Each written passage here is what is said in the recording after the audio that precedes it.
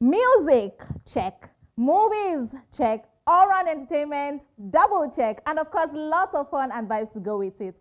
Triple check. Hey people, you have just connected to eCentral, your #1 plug for the latest entertainment stories from across the African continent and beyond. My name is Shion Bankali. On today's show, I'll bring you the stories, I'll bring you a package, and I will bring you a guest.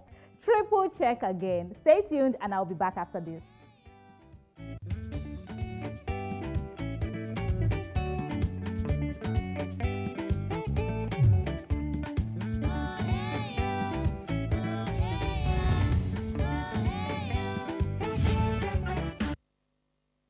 You're watching eCentral. So Ace Nigerian music video director Unlimited LA has reacted to the recent events of ritual killings in the country, the most recent being 3 male teenagers who were arrested by the Ogun State Police Command while they were burning the head of a teenage girl.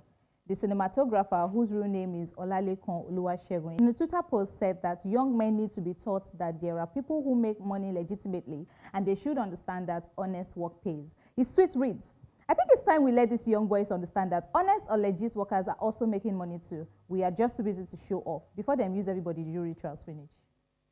The video director is not the only one who has made a comment on this menace. Nigerian singer and songwriter Timaya has also expressed shock over the news of the alleged teenage ritual killers. He said, and I quote, "17-year-old boys doing money rituals? Innocent humans killed for money, even your own homeboy can use you. Watch out guys, it's really cold outside." End of quote. Now, social media influencer Laura Ikeji via a post on Instagram also pitched in on the conversation. She posted, "When you make legit money, Dorime means nothing to you. Killing people for ritual because of money is hell. I hope more and more celebrities will speak out about some of the things we see happening in our society. We look forward to the full weight of the law being implemented and justice served for the victim's family." Nigeria's Onyeka Onwenu held a media party for her memoir, My Father's Daughter, that is being turned into a series. The News Central's Trust Roy was present and he has the details. Even more interesting is that the book shares the trials and triumphs of one of Nigeria's most celebrated singers. My Father's Daughter, written by Onyeka Onwenu, will be turned into a mini-series for audiences to enjoy. The veteran actress, singer, journalist and author held a book reading to announce the launch of the series based on the book. You cannot talk about the Nigerian music industry and not talk about Christess Ibukwe. However, she had the guts as a little girl to step in there. Took all the abuse because when you're dancing on stage, automatically you're a prostitute. She took all that and she kept shining. So at a point, people now had to begin to apologize to her and give her the respect that she deserves. During the Q&A sessions, Onyeka Onwenu revealed that her first moments writing the memoir were tasking and took her and her editor on an emotional journey. Writing my first words, I thought, are you crazy? Are you mad? You're going to write, what are you going to write? I didn't think I had the stories. Please never underestimate yourself. Just start. I didn't think I had the stories. But when the stories started coming, I said, okay, this is interesting. But yes, at some point, you know that as my editor, right in the middle of editing, still we will break down. Several times. It was too much. It was too deep. It was too touching. It was too close. But we had to go through it. My Father's Daughter takes the readers and soon the viewers through the time when Onwenu's father was living through the anguish of the Nigerian Biafra War. She touches on family intrigues, feminism, and a career that has put her in the limelight for decades. Nollywood actress Nse Etim Ekpe was one of those who read from the book and shared how she felt when she met the veteran singer and actress for the first time. In old age, my mother was known as Uchiedike, which means warrior of old. This was indeed the title of a song she wrote for her mother and which recorded together in 1988. It remains a hit in Nigeria so many decades later. They received befitting royalties for the song, given that it was mostly her intellectual property. She was a tough negotiator too. No Mother's Day celebration would be complete in Nigeria without a rendition of the song Uchiedike Nem. Last year, she just walks up to me and she holds my hand. And she starts talking. I start crying. I'm in front of an enigma, and she thinks, you do okay, you do good work. So as she's speaking, I'm wondering, you can't say these things about me. You shouldn't be saying that. I had makeup on, and I kept saying to her, please don't say anymore. Please don't say anymore. Nigerian jazz vocalist Yinka Davis, as well as Bankole Shodipo, a lawyer, also read portions of the book. I am reminded of women like Ngozi Okonjo-Iweala, Dora Akonyele, Kema Chikwe, Obi Ezekwesili, Princess Stella Odua, Chinwe Obaji, Aruma Oje, Chinendu, Anohu Amazu, to name a few. As concerned artists and with involvement of Charlie Boy's lawyer, Mr. Bankole Shodipo, and that's me. We began to strategize on ways to bring attention to the stalemate. The issue of the payment of copyright dues and the protection of intellectual property rights was gaining attention all over the world. Some of us in PMAN and in PMRS, a collective society and the precursor to COSON, had made sacrifices, even confronting a military government. The event ended with an exclusive interview with Onyeka Onwenu, where she spoke on some social hot topics, including bullying and aspects of the Igbo culture that is evolving. That we are afraid of women. Yes. So make sure to look out for that on News Central TV. Trust Troy for News Central.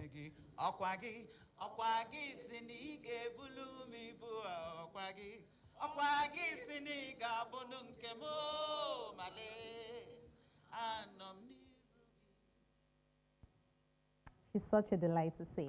Now, Barbara Okeli Inyako, musically known as Ovi, a former winner of the popular Ghanaian competition Hits Maker competition and a former signee of Brunison Music Group, has shared more on her exit from Stonebwoy's record label. In an interview with Sammy K, Ovi revealed that her boss at the time, Stonebwoy, released her from the label a few months to end of her contract. According to her, there was no official reason given after she was sacked. Press release by out, can I say? He laid me off. Oh, no, I mean, he didn't say that, but okay, that's what happened. He laid me off because now I was say, according to one, I was on fixing BB in the label. Ovi further disclosed that she is back into music with full force and renewed energy. Now she has a new partnership with her new team, the Indigo Music Factory. She has already hit the ground running with 2 new songs titled Blessing and Lessons, as well as No Perfect Vibe, which are currently available on all music streaming platforms. Away from that, Whoopi Goldberg's comments about race and the Holocaust just got her a time off on the show The View. The View host and moderator, who is best remembered for her role in the 1992 drama and musical Sarafina and the 1992 comedy musical Sister Act, made the comments on Monday's episode of the program during a discussion about a Tennessee school district voting to pull Art Spiegelman's Pulitzer Prize-winning graphic novel Mouse, which is about the Holocaust due to inappropriate language and nudity. Then let's be truthful about it, because the Holocaust isn't about race. No, it's not about race. No, it's about a different race. But it's not about race. It's not about race. What is it about? Because it's about man's inhumanity to man. She was met with heavy criticism from Jews, a few Jewish leaders, and angry social media users. After issuing an apology for her comments, Goldberg has now been suspended. ABC President Kim Godwin announced, effectively immediately, I am suspending Whoopi Goldberg for 2 weeks for her wrong and hurtful comments. While Whoopi has apologized, I've asked her to take time to reflect and learn about the impact of her comments. She went on to say that the entire ABC News organization stands in solidarity with our Jewish colleagues, friends, family, and communities. Part of her apology statements read, I misspoke. The Holocaust is indeed about race because Hitler and the Nazis considered the Jews to be an inferior race. Now, words matter and mine are no exception. I regret my comments and I stand corrected. I also stand with the Jewish people.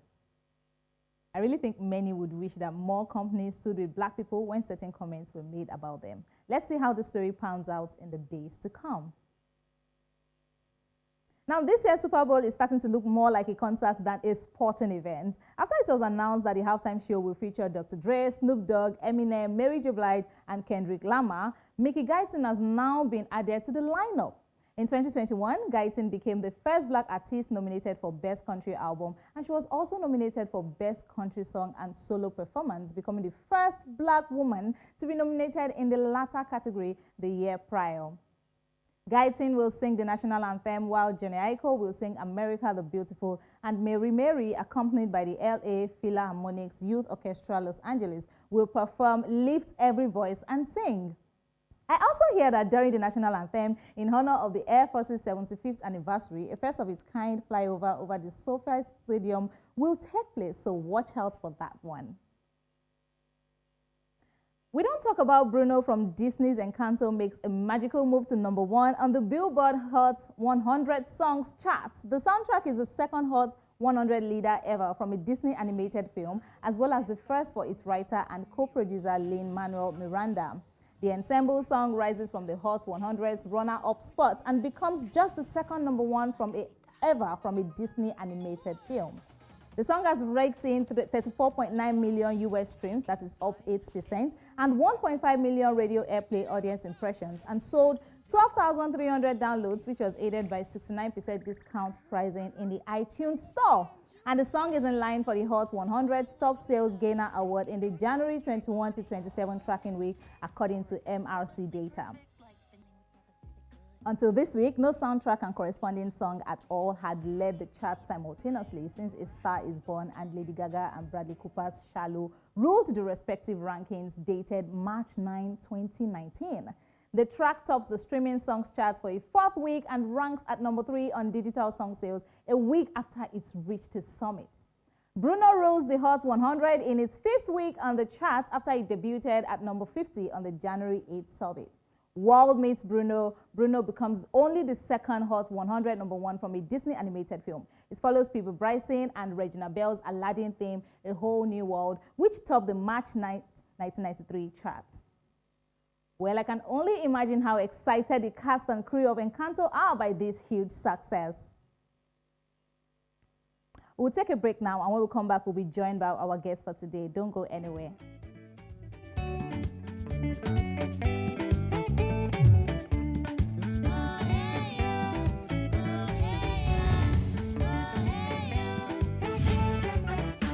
You're still watching East Central. Now, I mentioned earlier that I have a guest for you today. Well, it is time for me to introduce my special guest to you. My guest today on East Central is a 24-year-old contemporary visual artist from Kenya. Make welcome Jonella to the show. Welcome to East Central.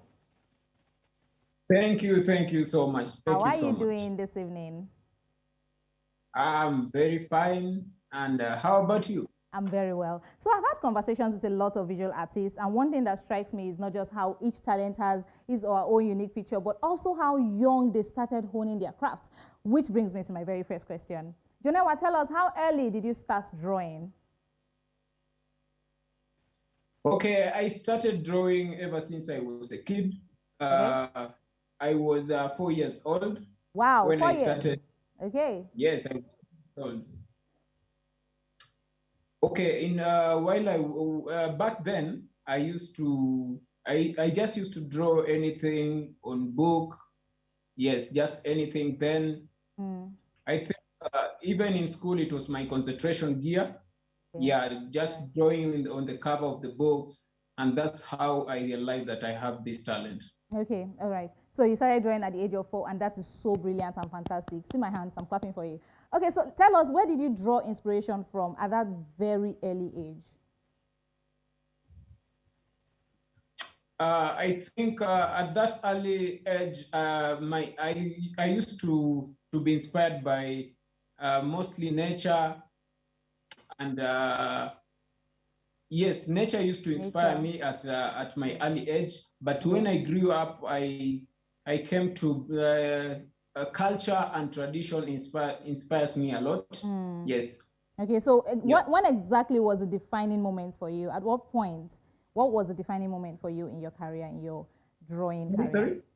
What was the defining moment for you in your drawing career? Yes. Okay, so let's talk about your art in the present day, right? Jonella, what would you describe your art form as? And how can you recognize a Jonella art when I see one? How can I recognize a Jonella art when I see one? Okay, my work focuses from historic aspects to social aspect. Okay. So when you talk about historic aspect, I'm trying to focus on culture, the African culture. Okay. Yeah, we have different African cultures. Like in Kenya, we have like Maasai, we have the Maasai culture, we have the Turkana culture. Yes. And when you talk about social artwork, these on these artworks, I try to use my artwork to speak for people who can't speak for themselves, and sometimes to solve the possible issues in the community. So more like you are advocating for people. Your art is like being an activist. So when I see a Jonella thing, I know, okay. So when I say anything that has to do with culture, it's safe to say that it is your work, right? Exactly. Beautiful. All right, so I'd like to know your take on some social issues. In the past year, there have been reports about young people getting involved with fraud, in extreme cases of ritual killings. And as a young person who has seemingly done well for yourself so far, what's your take on this growing menace? The young people getting involved in drugs? Is that yes, what you drugs, said? rituals, and everything. Sorry, I'm not getting you. You said that young people getting involved in drugs. And ritual killings, fraud, and ritual killings and fraud. Young people have been getting involved in fraud and ritual killings. So what is your take on this menace? You are a young person, and lots of young people have been jumping into these things, and these cases have been very rampant in the past few years. What's your take as a young person yourself? Okay. There's a point I'm not getting you. You said young people are getting involved in rituals, or is that what you said? Yes, I said rituals and fraud. So tell us your take. Okay.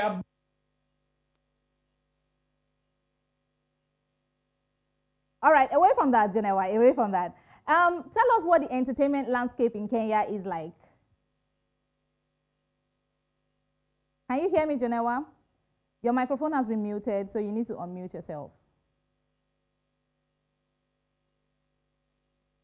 I can't hear you. You need to unmute your microphone.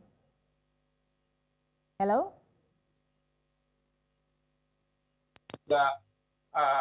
When you get involved in rituals, you may be interfering with someone who is close to you, or someone who is related to you. Okay, all right, okay. So tell us what the entertainment in Kenya is like. How is the entertainment landscape in Kenya? What's going on? Give us some vibes, you know. Okay, entertainment in Kenya right now, I can say we are doing so. You have musicians such as Calligraph Jones, Otile Brown, Bahati. These people are doing very well in this country, and our entertainment industry in this country, I can give it a 90%. Oh, beautiful, 90%. Okay, fantastic score. Thank you so very much. We enjoyed your company over here on E Central. And that's all for you today on the show. Thank you so much for joining us, and thank you for tuning in. I'll see you again on Friday with my host on Pop Casa. Don't miss it. Same time, same station. Goodbye.